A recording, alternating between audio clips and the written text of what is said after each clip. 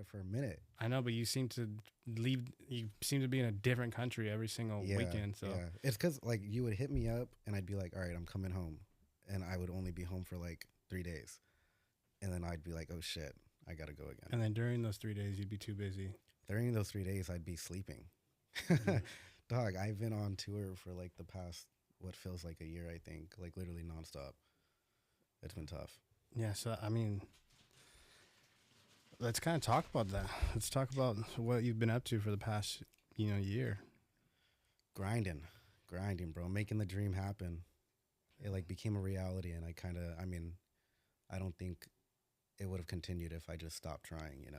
Like I just had to keep putting in the work. How does it start?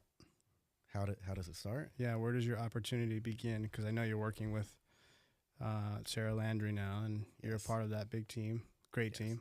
Yes, full time Sarah Landry, videographer, content creator. Just took over social media management for Sarah Landry and her record label. Um, that opportunity kind of came out of nowhere, bro. I was like, for a cool minute, Mm. just picking up random gigs, random clientele. I mean, you knew me when I first started, bro. I was literally, I as soon as I turned 21, I was in the club shooting. Like it wasn't for fun for me; it was business, and I was doing that for maybe like 6 months, 7 months, and then I got a message. I'm in like a Discord chat, and it's called No Travel Agency. Shout out my boys. It's basically like a creative Discord filled with creatives around the entire world, and we toss in random gigs. Mm. So one of my homies down in San Diego, his name's Bren. Um, he posted a gig, and it was like, yo, couple $100. It was when Sarah wasn't even big, like maybe below 200,000 followers, 150 if anything. Spin San Diego. I think it's like a 500 cap room. And he's like, here's a couple $100. We need like photos and clips. And Yeah. I was hungry. I was a young buck, and I'm in San Bernardino, dog. That's I don't know if you know the drive from Yeah, San yeah. Bernardino to San Diego, but during traffic it's like 3 hours. It's a mission. So I jumped on this gig, and he was like, "Can you get here in time?" And I was like, "Yeah, let's do it." And packed my bag, made sure everything was charged, and I booted down. Hit up a friend in San Diego. I was like, "Yo, I'm gonna stay the night. Like, let me drop some stuff off." Drop some stuff off. Hit this hit on site, and introduced myself. Back then, I used to be like really shy, so like I didn't talk to her as much, but I did a really good job, and I made sure to do a really good job. Like it was my big opportunity because I knew the trajectory that she was going. So you shot the show in Spin. Yeah, Damn, that was I remember. I actually know what minute show you're ago. talking about. Yeah. it was a minute ago. It was like 2023. Damn. It was like right before she was about to pop off, Yeah.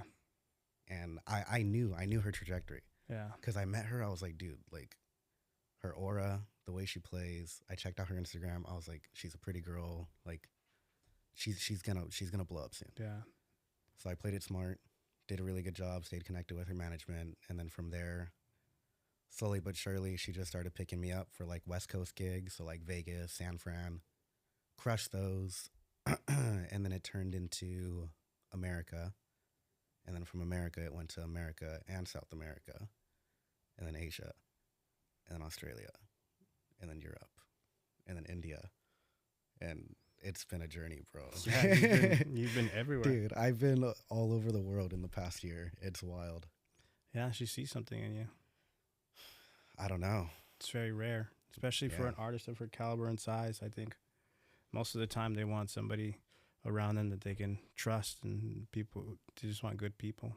Yeah, I think that's something that I try and stick out when it comes to my job. Is like I could be a great creative, I could be a great person, but reliability. Yeah. Because the last thing these artists want to worry about is content. Like, Mm-hmm. why do they have to stress about their photographer doing their job?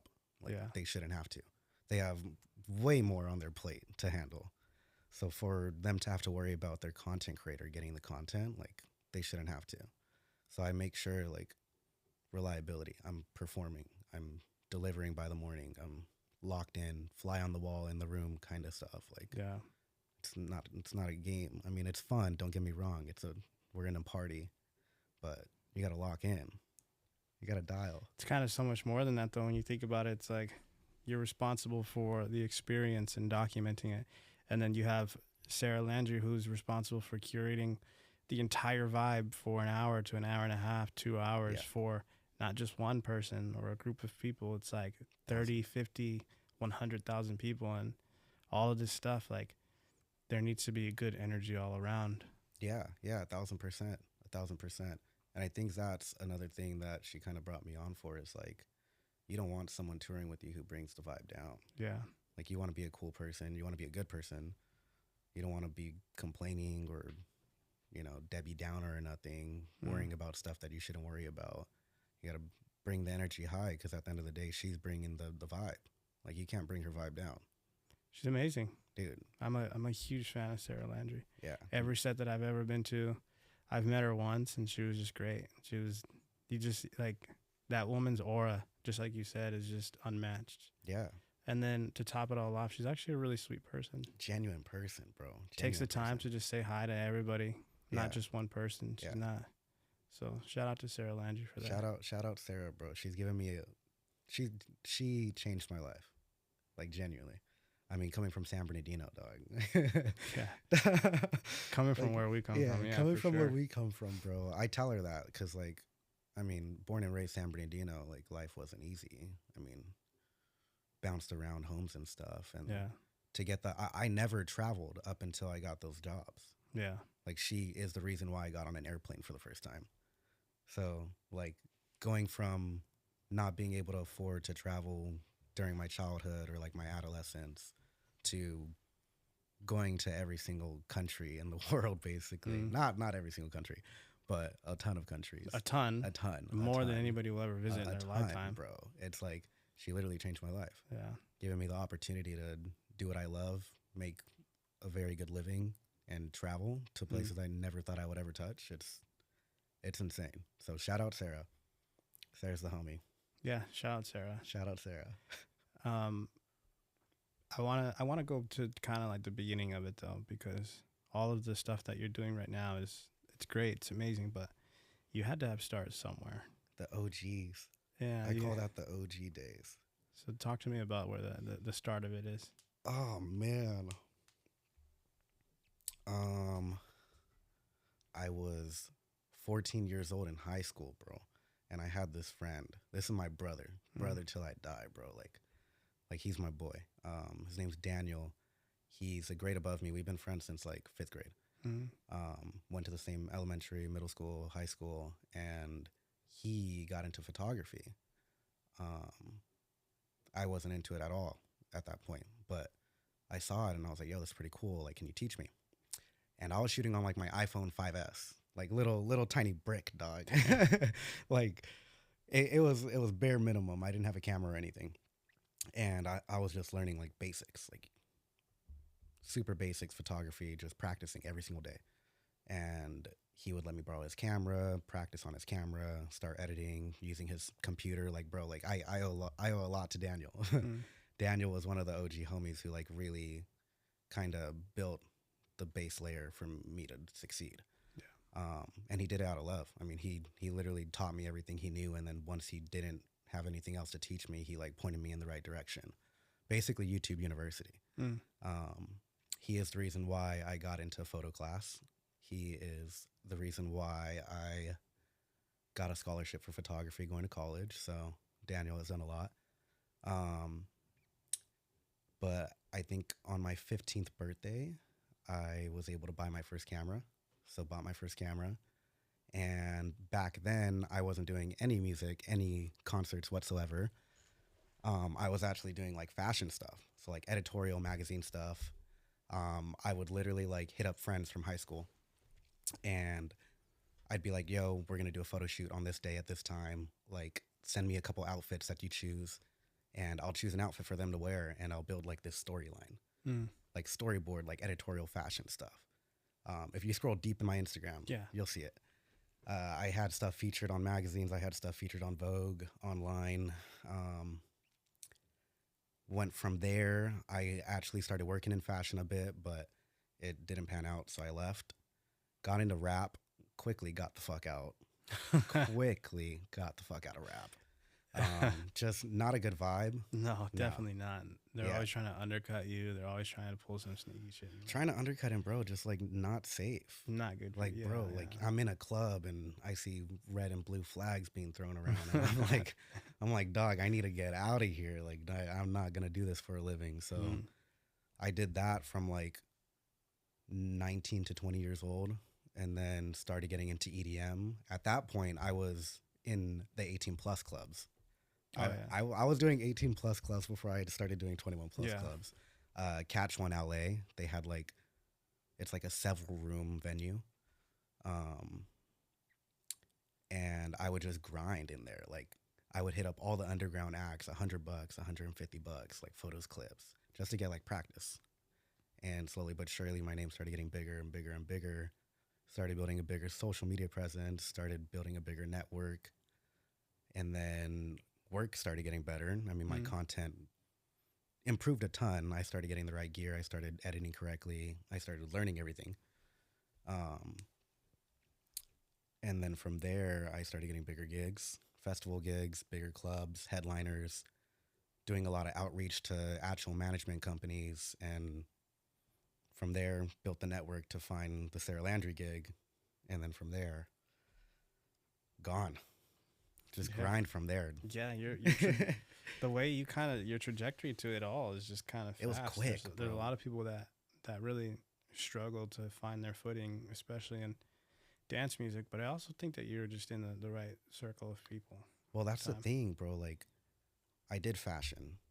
I was great. I mean, bro, if you look at my stuff, like I just posted it a couple days ago to like Yeah. remind people that I still do it. And everyone was swiping up like, yo, fire, fire. Like, I didn't know you did stuff like this. Like, I used to be a great portrait photographer. Mm.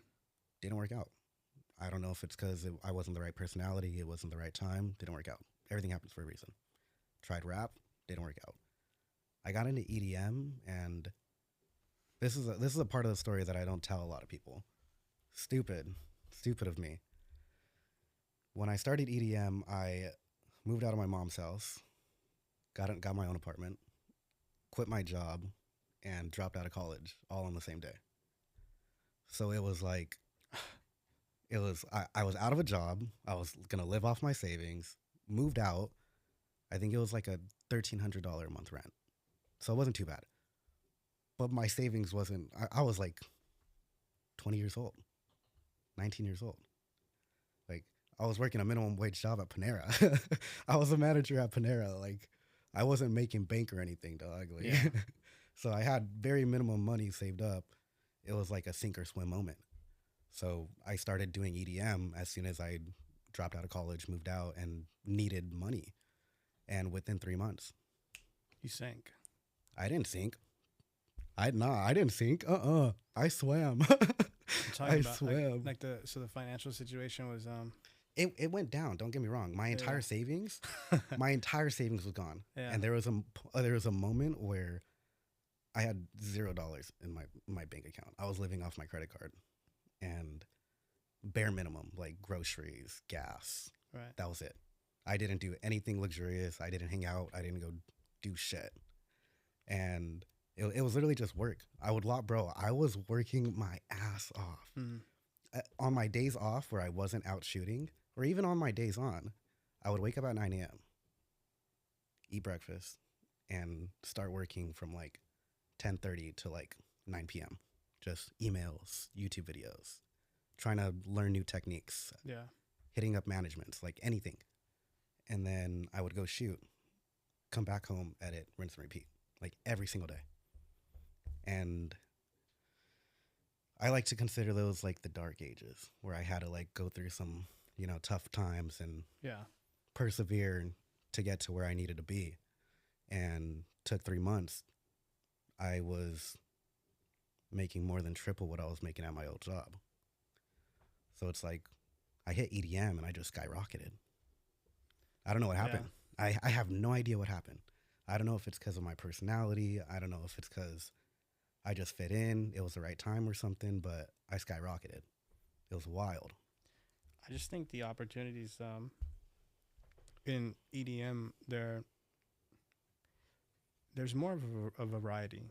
I think electronic is so diverse to where you have all these different genres, and you have house music, you have dubstep, you have techno, trap music. There's all these different subgenres of EDM, Yeah. and then you also have the hundreds of thousands of people that are trying to also accomplish the Become a dream. DJ. Yeah.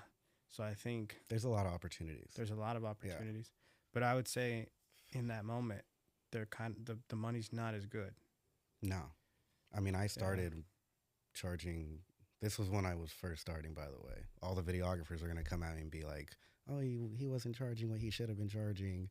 I was barely starting off. It was like my first couple months. Charging like $100 for like photos and clips That's for an hour. crazy. I was driving from Riverside. That's pretty crazy. Riverside to LA, 150 bucks. It was like, but it was like underground, bro. Like, I'm talking warehouse, less than 100 people, DJ trying to make it, you know, trying to make something happen. And it was like, okay, I'm a photographer trying to make something happen. Like, let's help each other out.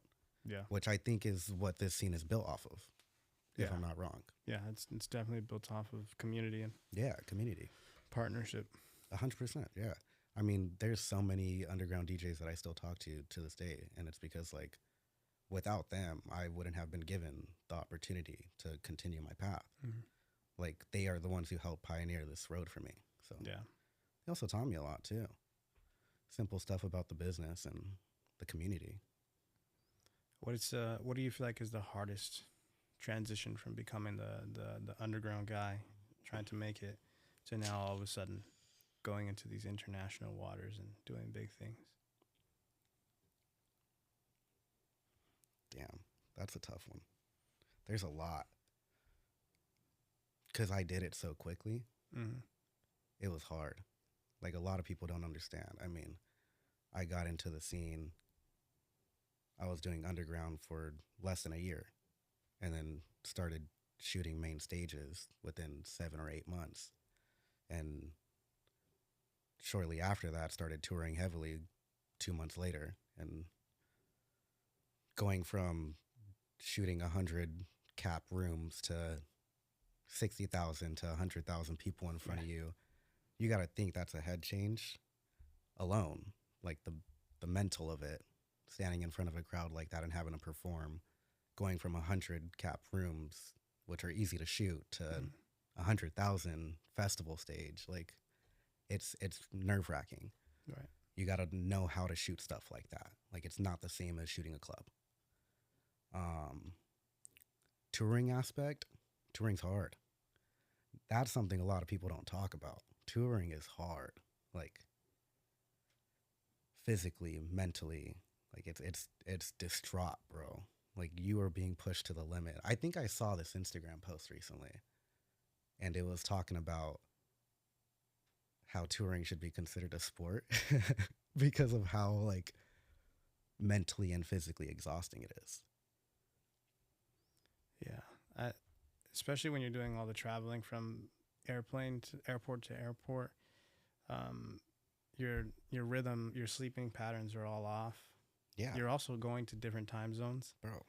Circadian rhythm, time zones, jet lag. It's insane. And then you add in that you're 30,000 feet in the air for a good amount of hours, and then you have to go back to that when you are kind of getting, some good sleep afterwards. It's very mentally taxing. Yeah. I was in Amsterdam.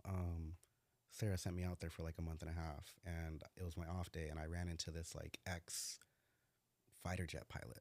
And I asked him, I was like, hey, like, I tour heavy. Like, is it gonna physically or mentally take a toll on me how much time I spend in an airplane? And he was like 1,000%. He was like, you already have mentally changed because of the amount of time that you've been in an airplane. It's you're physically not supposed to be in a tin can 30,000 feet in the air for more than a quarter of your year. Yeah. Like, the amount of flights I took this last year, insane. Yeah. And like you said, like, being in a different country, being in a different city, in a different city alone every single day is tiring. Like, you're staying up till 4 a.m., 5 a.m. Videographers, I mean, I don't sleep most of the time. Like, I'll go shoot, I'll go edit as soon as I get back, and early time call 7 a.m. I'm back. I haven't slept. Yeah. ask my team. They're like, dude, like the amount of times that I have literally been sitting in the lobby just editing, waiting for them to come down. It's a grind. Yeah, it's rough. The job aspect of it, like once you get behind the 60,000 people and you're hearing the music and you can feel the energy and the vibrations and the whole floor is rocking. That's great, but Yeah. then you have to realize that you still are running off of 2 hours of sleep. 16 white monsters, PB&J, couple nectarines. You definitely don't have the greatest diet in the Oh world. no! And as a gym guy, bro, it's hard. I mean, you were coming at me. I was coming at you because you're in the hotels. You can get a workout in. You can do some push-ups. I don't want to hear that shit. All right. On certain days, I do, but like on days where, I mean, think about it. I will sometimes fly into a city, drop my bags off, change my clothes, and we're out the door to the show. Come back, edit overnight, 7 a.m. time call. I'm at the airport by 9 a.m. I was barely at the hotel for less than 12 hours. That's the mentally like tolling part of this all. Yeah. It's like you have no home. You're a nomad. Yeah, You're a nomad. Yeah. Like, bro, you're supposed to have home base. Mm-hmm. Somewhere to lay your head at night. Exactly. Feel safe, feel comfortable. My tour director, Warren, was teaching me. He was like, your body is supposed to have like a home base that it can feel comfortable and, you don't feel on edge at. Because on tour, you're off survival instincts. Yeah. Bro, I know I'm not. I know it sounds like I'm like right. Hyping it up and everything, but like you're right. Because don't get me wrong, it's a lavish lifestyle. We get cool shit. We go cool places. Yeah. But like in reality, we're still working. Like it's our job. And I mean, being in a new city every 12 hours, bro, it's exhausting. Yeah, 100%. And like a lot of people will look at that and be like, "Oh, you live a lavish lifestyle," but man, dude, like especially as I'm getting older and stuff, I value more of the more peaceful things where I could just sit back and I can lay my head down, and after a long 80-hour work week, and I'm just like, decompress. This is everything to me. Yeah. Like I need these 2 days to decompress. I could never imagine like pretty much partying. Yeah. From Thursday and it's honestly kind of 7 days a week because when you're traveling and then you're going to these big parties, these festivals, you're traveling from Thursday and then maybe you'll do the festival Friday, Saturday, Sunday. But in all reality, you're changing time zones. So you're going forward days, you're coming back days. That kind of stuff is like really hectic. And that's a big reason why a lot of, airplane pilots, they have mental health issues, and a lot of them would have to retire early. Oh yeah, no, it's real, bro. Because of stuff like that. It messes you up 100%. So now you factor in the fact that you're pretty much a pilot, right? But now you're not a pilot. You're not a pilot. You're 1,000% not. Yeah, I take pictures. You're a photographer. But imagine you're on the same trajectory as an airplane pilot. Yeah. But you sneak in alcohol, and then you sneak in weed. The not sleeping, and then you're smoking weed in foreign countries that you don't even know where this shit's grown at. Yeah. Like diet's terrible. The diet is terrible. Yeah, I'm barely drinking water. You're caffeine. Drinking white monsters all the time. Sucking on a vape. Yeah. Like that stuff, you really have to take care of your health, bro, because it's easy to get away with it now that you're young. It's going to catch up to me. But it will catch up to you pretty soon. Yeah. I have a good buddy. He's DJ Snake's videographer. He always yells at me when I'm like posting on my story, like Red Bull and cig in hand. He's like, "Dog, drop the cig and pick up a water bottle." Yeah, I'm telling you, like if you do it now and you start it now, to where all you're eating is just like solid protein foods, I will last a lot longer. Fruits, just water. Hell, you can even like there's carbonated water in almost every airport. Yeah. That stuff will help you. Yeah. Like soda water is low-key. Soda water is amazing, incredible. Yeah. If the flavored ones too. I do apple cider vinegar, lime, and then carbonated water. What is it? The Perrier. Yeah. So just like not the whole thing, but drink that. You're straight. Stater Brothers got like a kiwi strawberry one. It's pretty gas. You should try it out. But yeah, like going back to that, it's just like it's just so normal to you now, and it's so normal to a lot of people to like not sleep. Like I don't Yeah. sleep at all, Yeah. but I know that it's affecting me. Yeah. Like it comes down to my tolerance for dealing with bullshit. There's things now that I just will not deal with that I used to before. I'm just so emotionally disconnected now because I just don't have the mental capacity to Yeah. deal with these things. To where when I was your age, you can throw anything under the sun at me and I would be able to take it. But now I don't have that in me. Yeah. I feel like one unnecessary addition to my life will literally spiral me.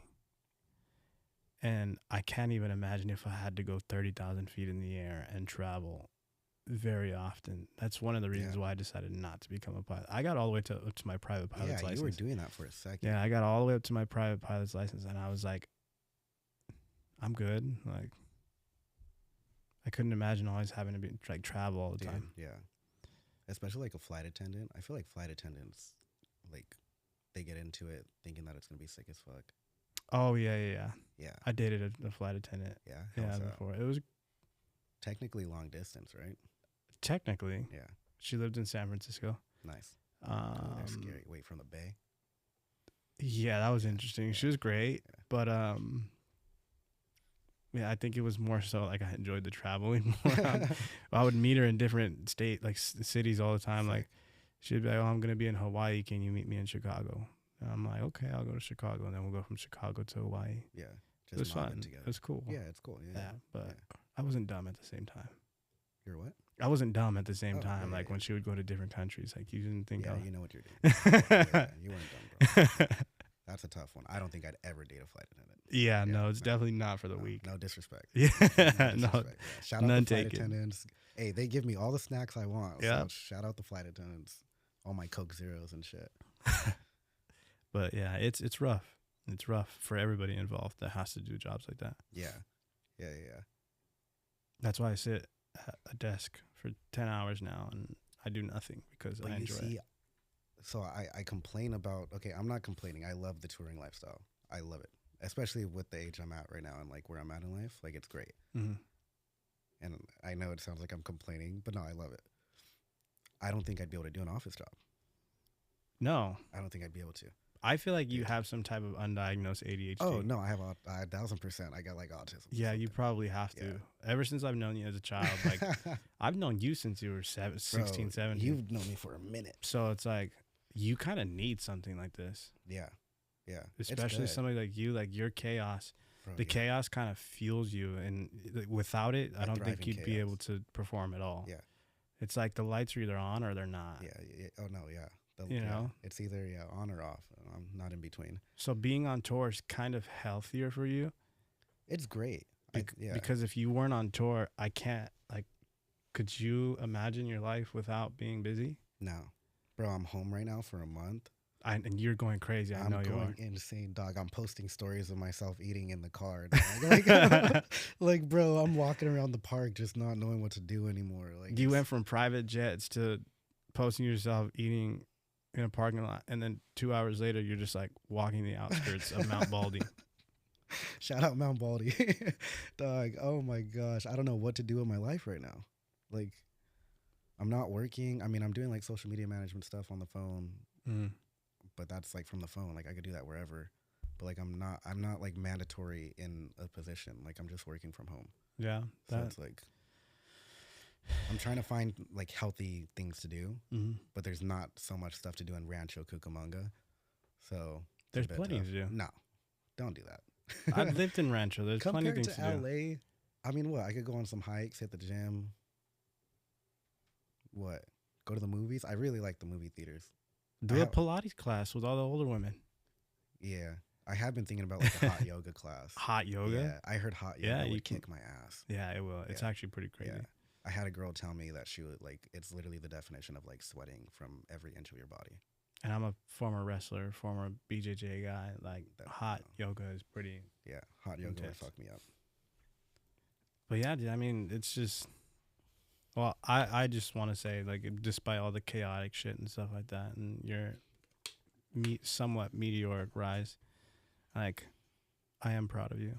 I think it's good to sit back and kind of see where you've come and you've come so far. And you know, there's a lot of people that I didn't really think would make it, but when I looked at you, I was like, he's got some heart in him. Oh, I got that drive. This little guy, like, you were much shorter back then. I was a little guy. Yeah, you were a little guy. I was a little guy. And I kind of understood that. I relished with it because I was a little guy too. And I was like, he's got some heart in him.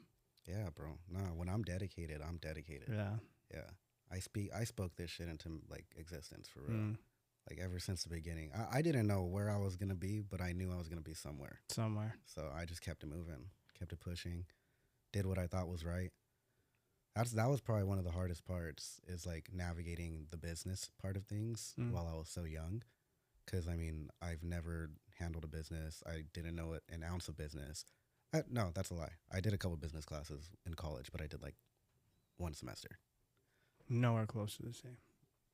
College doesn't prepare you for the absolute erratic assholes that you're gonna have to deal with at the agencies or the management companies that are trying to undercut you. Prices and stuff. And then they're gonna tell you, well, this is what you're worth because we paid the last 5 people this rate, and your work is not as good. Let's talk about that. And they're trying to gaslight you into believing that your work is not as good. And I've been, I've been in this business several times. That is one thing that I am very proud of myself for is. And I hear this from, I'm not just patting my back. I hear this from a lot of videographers. I helped push the rates higher for all of the fellow videographers. Because, I mean, they see Sarah Landry, her videographer is getting paid this. Why can't we? You know, they want to compete. So then, and then because I'm charging so much, I'm telling all my peers, I'm like, hey, you should also be charging this much. If I could get this much, why can't you? You know, if you're also shooting for a headliner, selling out the same venue, why can't you get as much as I am? Right. And I'm not going to speak numbers, but I did help push the rates higher for the industry. And I'm extremely proud of that because coming into it, I had to haggle prices so much with these asshole managers who are trying to just save a couple pennies. And it's like, dude, we're funding your marketing, basically. Like, invest in us. And that's what I'm grateful for when it comes to Sarah's team. It's like, they understand the importance of quality content. And once people see Sarah Landry booming to more than 2 million followers on all platforms, they're like, okay, quality content is clearly doing something for her. So everyone else started getting paid more. It was crazy. And the good teams also understand there's a hierarchical structure. So you have the artist right here, and then you have, in what my opinion would be, artist, videographer / media, management / like agents. Based on like pay? And then below would just be anything that's PR and all that stuff. Yeah. That's the hierarchical structure. Yeah. Because there's a hierarchy. Without artists, there's no jobs, period. Yeah. Without media, there's no documentation that this artist is worth what they're worth. Yeah. And no social media. And then without the managers and the agents, running kind of middleman, which in my opinion, like a lot of artists can do themselves if they have the acumen for it and the headspace. Then you have below, it's like the PR and then people that are working in marketing, et cetera, and so forth. Like without this hierarchy, there is nothing else. Yeah. But I feel like there's a lot of individuals in music that have been so comfortable with the idea that management is up top. No. Then it's artist. Then it's this. Then it's this. And then media is at the bottom. Yeah. I love my managers. They do great work. I mean, shout out my managers. But you guys have a percentage that you agree to. And it's like, if you're trying to shave off a couple dollars to pocket. Yeah. Like, bro, you're cutting out at the quality of the artist at the end of the day. Yeah. Like, why are you going to be playing these big shows and book someone for $200 and get mid-tier content? Because bro, when I first started, I was charging $200. So it's like, you're going to get beginner content. Like, if you're playing a sold-out big room that this content is going to propel your artist forward, then why not invest in it? Even if you got to take out of pocket. Some of the best managers I know, they will sometimes take out of pocket just to believe in their artists, help them propel forward. Yeah. I was one of those. Yeah, it bit me right in the ass. But you got to be careful. But you got to be careful. But I do understand. I relish more with the, because I was a manager before. Yeah. And you know, I try to do everything by the book and I try to do everything right. Shout out you, by the way. But now I'm on the other side now where I'm just like, I could never be a manager ever again. Cause like, I just feel like it's this title where I feel like there are managers that actually are managers, and they are very useful and they do skyrocket some artists to, and there's a large percentage of them that just kind of take up space, and then just want to cut from being there. Yeah. And that's kind of what turned me away from EDM for the longest time. Was I didn't really like where the business was going, and I would prefer to stay on the outside so I can enjoy it, you know, like I used to, a viewer, and just support the artist more rather than be on the business side ever again. How, okay, compare the business of EDM when you started to now. I think it's, how do you see the change? Because I feel like it is booming extremely recently, and I feel like it's just going to keep growing. Like there's going to be a lot of money to be made in this industry. I think because you're looking at it from I think because you're looking at it from where you are at. Yeah. It's hard to look at it from any other perspective than what you are at, especially when you kind of like rose so fast to your position. Yeah. If I had to give you my honest opinion, I don't think it's doing that great. Really? And the reason why I say it's not doing that great is because there's only one small, tiny community that is doing well in artists. And like I was telling you earlier, if you're not in the top 1% of artists and you're not doing X amount of streams or whatever, you're not doing anything. Yeah, you're just there. But back in my day, back in 2016, 2017, 2018, there was room for mid-tier, journeyman, you know, headliners. Then you had the smaller people that were playing, you know, they were just the house people would go to that you could go to, you know, these underground clubs. They all were making a living off of everything. Yeah.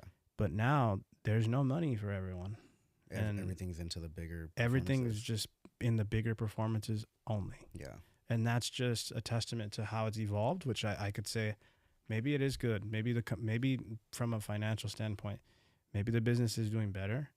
But from more of a community's perspective, like, and just the way the entire vibe used to be around EDM, I don't think it's doing better. I could agree with that. It's more, okay, the better term is, I feel like electronic music has become monopolized. Yes. They did a great job. Because before there was so much diversity for everyone to eat. But as you know, if you're in competition and if you're in a business, you don't want anybody to eat because then that means they're taking away money from you. Yeah. There's no room for that. Yeah. That's why they call it monopoly, because somebody's got to win at the end. Head honcho. And somebody's got to lose. Yeah. So now that I'm seeing electronic music become so monopolized, it's taken my love away from it. Unless I'm a part of the monopoly, which I'm not. Yeah, you're not at the moment. I'm not opposed to. Are there business ventures that you would be open to in the future? Maybe. Okay. Maybe, but it would have to be right, and it would have to be properly structured. Yeah, structure's important. I don't have it in me to kind of like do a startup anymore and just hope for the best. Yeah, like it needs to be something that you. Yeah, if I started, I'm throwing at least like $200,000, $100,000 into it, and then we're going like all in. You're going in with the mindset that it's gonna work. Yeah, it's gonna work. Yeah. Like there's a blueprint behind it, but I just don't have it. In me right now. Would love to, maybe. Maybe when I become a 35-year-old man, I'm, you know, one day. And I'm just deciding that my better days are not behind me. And now I'm at Coachella as a 40-year-old man. I'm going to start something. That's not a bad thing. Yeah, it's definitely living your life.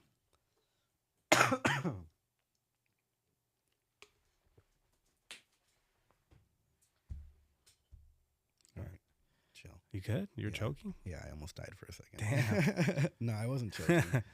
Something's just in my throat. Yeah? Yeah. Too much of that Indian air. Dude. Bangladesh? Holy fuck. I think it was like a total of 27 hours travel day. Went from Delhi to Newark, New York, to San Francisco. and it was like 20. And then to Ontario, California. I didn't end it to SFO. Yeah. Delhi, India, Newark, New York, SFO, Ontario. 27-hour total. No. Okay, I started a timer from when I left the hotel to when I stepped into my home. 36 hours. That's insane. Yeah. So that's including like all the drives, all the layovers. Terrible. I literally slept for like 24 hours after. And then I woke up with like COVID V2. I literally thought I was dying. Well, maybe I should, if I would have saw that like video before you were going to India, I would have sent it to you. Maybe you could have. Dude, I could have been avoided your sickness, but it's okay. You I'm live dying and you again. learn. You live and you learn. Yeah. Okay. Hold on. You want another one? Yeah. Dude, it's all that fucking vape juice, I'm telling you. All the vape juice? There's one down there. Good convo so far. Good business. Huh? You gotta get rid of that vape juice, dude. Dude, no. Mm-mm. It's not happening. That's the only thing that keeps me insane. Keeps me sane. At least it's not anything worse. I mean, because it could be worse. Be a grown man and do a line of cocaine. You'll be fine. Hell no. I will never touch that shit. Good, don't. Because it's not what it used to be. No, it's scary. Yeah, it's very scary. I feel like it's I don't think it's very idolized anymore, but I think it was very idolized for a cool second. No, it definitely still is. You think it is? Yeah, 100%. Just because like I'm no longer a big party guy, doesn't mean I can't see that it's still crazy. No, everybody's doing it under the sun. It's just so cool. It's so cool to do. So cool. It is. It's so cool. I'm gonna be honest with you. I quit because I kind of got tired of being in some random person's kitchen. Just 6 a.m. talking about a business idea. That was never going to happen. And then when I came home, now I'm coming down. I still want to party more. Fighting demons. But I can't sleep. Sleep paralysis. And guess what? I'm nowhere close to that business idea that we were talking about. Oh, you're far away from it. And then I hear the birds chirping, and I'm like, I really hate my life. Like, I really need to change my life around. Yeah. And the only way I was ever going to change my life around is if I kind of stepped back from partying a lot. Yeah. And I did. I've been sober from all that. I don't drink anymore. Good job. Proud of you. Dude, I've lost like 40 pounds, 40-something pounds. I weighed myself this morning, and I was like 152. Mm-hmm. So that's like 47 pounds. This time last year, I was 100. I'm lying. But like a year and a half ago, I was about like 198 pounds. Oh, bro was big. Pushing 200. Bro was big. Dude, I was just Buffy? expanded. Yeah. I had jacked arms, big. Yeah. Back was huge. Pillsbury Doughboy. But I also like was expanded in these areas too. So it got to the point where I couldn't even just suck it in. Yeah. Like I was just like you just dealt with it. You accepted it at that point. Yeah, and I went to the doctors. They told me I had to change my life around, and I lost. And then that's when you locked in. 40-something pounds. Yeah. Now I feel great. Now I have no urge to party. Yeah. No urge to drink. I mean, when was the last like rave or like show you went to? On New Year's Eve, I went to Vegas. For what? Rufus Du Sol. Sick. Where was that at? Live? Win. Nice. Yeah, the Win. I've never stepped foot in one of the Vegas clubs before. They're not that great. Yeah. Unless they want to sponsor me, then I'll tell them that they're great. But let us honestly, know. To be honest with you, dude, they're so like you're better off without them. Yeah. Yeah. But yeah, I mean, look, like this is what I always think about. Like, I still have like this burning desire to go back to the days of when I was young and EDM was fun and it was magical, and I was like, I went to my first rave and I'm like, holy shit, like this is a completely like new world. But I feel like that's only going to happen if I am centered and my mental is where it needs to be, and I'm not partying because I need to escape. Yeah. I'm partying because I can. And I don't feel like I'm at that point right now. Yeah, I respect that. I used to absolutely love just going to an event, going to a rave, and then the minute you step inside, the Nas Center or wherever, all of a sudden you hear like it's such a euphoric sound. It's so nostalgic where you just hear, bones, Yeah, and it's just bleed from you every can stage. hear it vibrating Yeah. like on your ears, and you're just like like I'm home. I'm home. Yeah, yeah, I am home, yeah. and nothing going on in your life, no problems, whatever mattered. It's just about having a good It's time. just about having a good time. Yeah. And nothing could ever bother that. And now I'm just like, I find myself carrying problems into going into events, and I don't know. I feel like if I ever would want to like enjoy dance music like that again, it would have to be I'm not escaping from it. Yeah. You're centered. I'm centered. In a good spot. I'm good. Yeah. I respect that. Hats off. I know. I just got like I went deep a little bit, but for real. That's kind of what I think about it now. Shit. That's some unk shit. I'm not even 30 yet. 29. We're getting there. We're getting there, close to it. But yeah, a lot of people actually, like, we've experienced it differently, completely differently. What? We've experienced raving. Oh, bro. Okay, so that's the thing. Like, I don't think I've ever experienced like proper regular raving. And I'm gonna get shit on for that. I'm gonna, you cannot post that one. I will get shit on for that. Dude, like, it's true because I was an OG raver. Like, I was rave. I would used to carry the candy around. I was, yeah. You see, I fuck with it. I love the culture. I love the community. But like, I got into it with the idea of being a photographer. So like, I never had my proper like rave experience. A couple times, like I'll go into the crowd, or like I'll go to a festival if I'm not working day 2, but I'm working day 1, and I'll have a good time. But like, I wasn't an OG raver or like a hardcore raver before I got in. Yeah, you never built a playlist right before. You never sat in a hotel room with 12 different people. I also found the beauty in it because I was experiencing it all, like lavishly, all at once.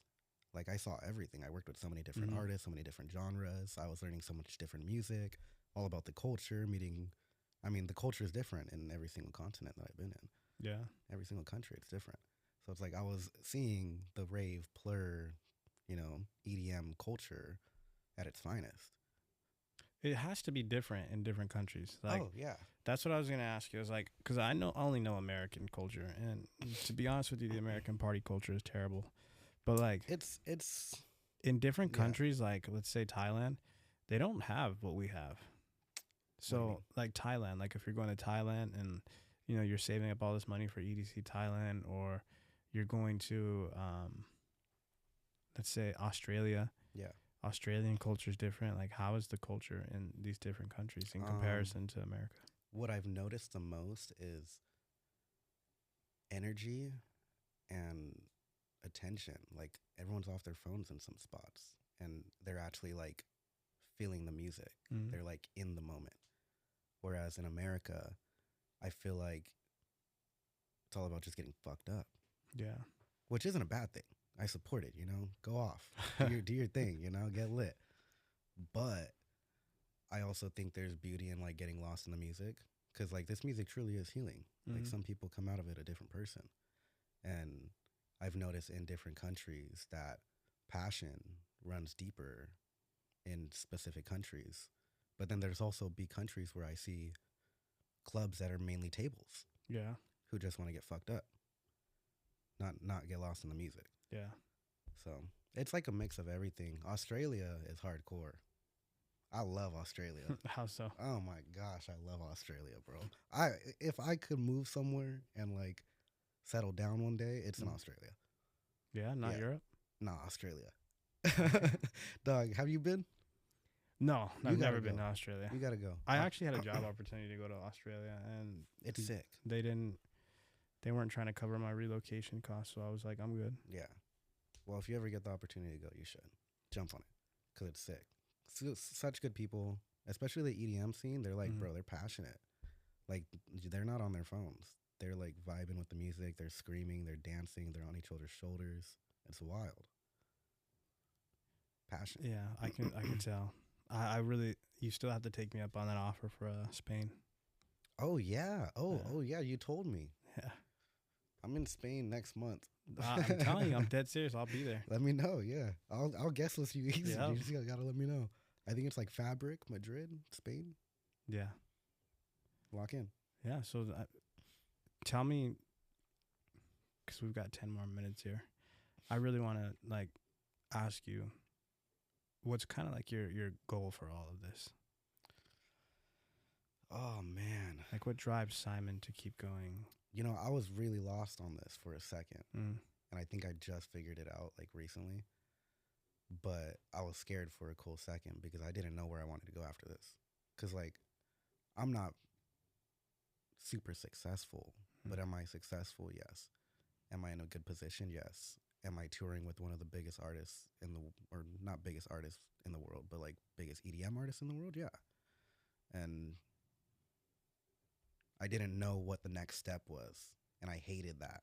Mm. Because like I knew coming into this what the goal was that I wanted to get to, but now that I'm here, it's like I'm breaking into the next level, and it was an unknown. But now that I was off tour, I actually had time to like really think about it and like sit down with Simon and think, you know, hey, have a talk with myself. Like, what do you want to do after this? Because I'm not going to be touring until I'm 40 years old. Yeah. I got structured step plan here. This year, I'm really going to be like focusing on building a personal brand. So like building Simon's Playground. And I want to be more influential and, you know, offer advice, offer editing tutorials, offer touring advice, you know, just being an influential touring videographer and having a social media presence. Yeah. Not in like a douchebag way, but like just to offer my advice and, you know, what I've learned over these past 2 years touring, like what I can offer to the next generation. Because I know someone's next. Like there's going to be a next big DJ, there's going to be a next big videographer, and it's going to come out of the underground. Yeah. So if I can help the next generation or help another fellow videographer struggling on tour, you know, make their life easier, like I want to do that. Yeah. So building Simon's Playground this next year. Long term, I want to have like a one-stop shop for content creation and social media management. So I want to, but not just in music. Like I want to have commercial brands, and I want to be able to offer content creation services curated for their social media presence. So it's not just creating content for like a brand and just like delivering a package of content. It's like curated content that's we know is going to hit for their social media specifically. Yeah. So because I mean nowadays everything is algorithm, so you need to study the brand. So I do the same thing with Sarah. I mean, how I grew her from 200,000 followers on Instagram to 1.5 million within a year and a half, a year, was because I studied her brand. I curated a marketing plan. I curated a social media plan, a strategy of what content works for her. I want to do that for brands and artists. Yeah. So we'll get there. That's just like big picture, you know? Like I don't have this all figured out just yet. Right. But I think that's the beauty of it all. Yeah. Is you have this big picture and it's far away, but it's all about the baby steps getting you there. You got to focus on the baby steps. Yeah. I didn't just snap my fingers and I was a touring videographer one day. It happened quick. Yeah.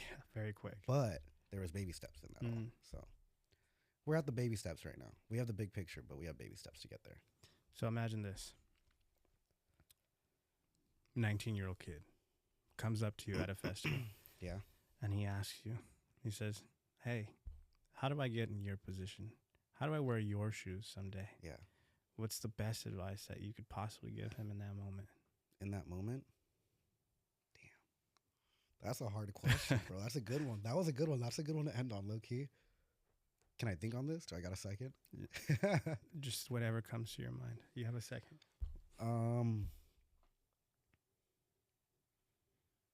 Be dedicated, bro. Like, take it seriously. If I was looking at a 19-year-old kid who just walked up on me at a festival and was like, yo, I want to do what you want to do, and he asked for genuine advice, like, hey, like, what's your number one advice? Be fucking dedicated. Like it's all fun and games. Yeah, it's cool. You're on a big stage. You're with a big artist. You're doing cool things. You're around bottle service and hot girls.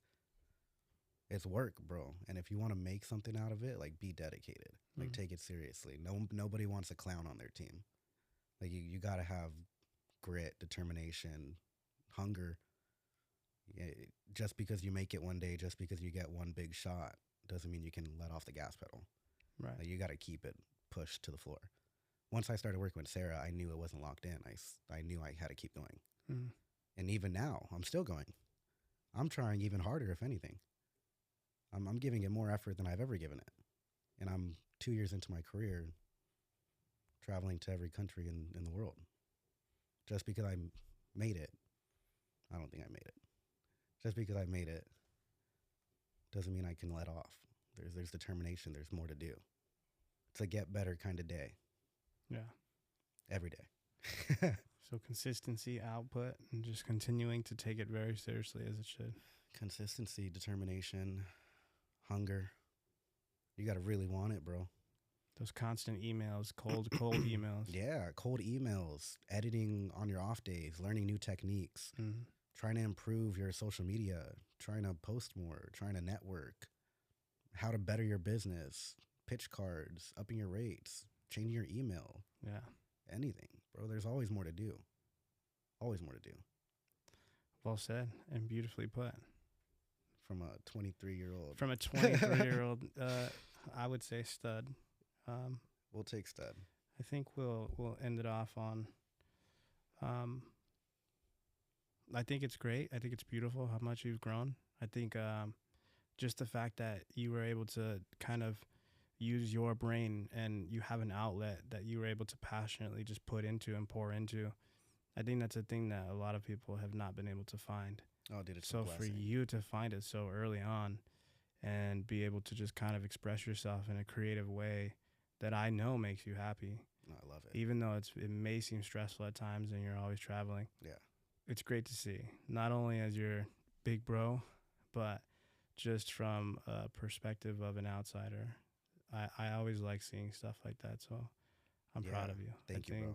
Your growth is going to be exponential, and I see you being in a position where I currently know people that are at, and I hope to see you in those in someday having, maybe a media company of your own. Maybe you're making $1 million off of just opportunities that you just so happen to get. But I think you're doing a great thing. I'm just getting started, bro.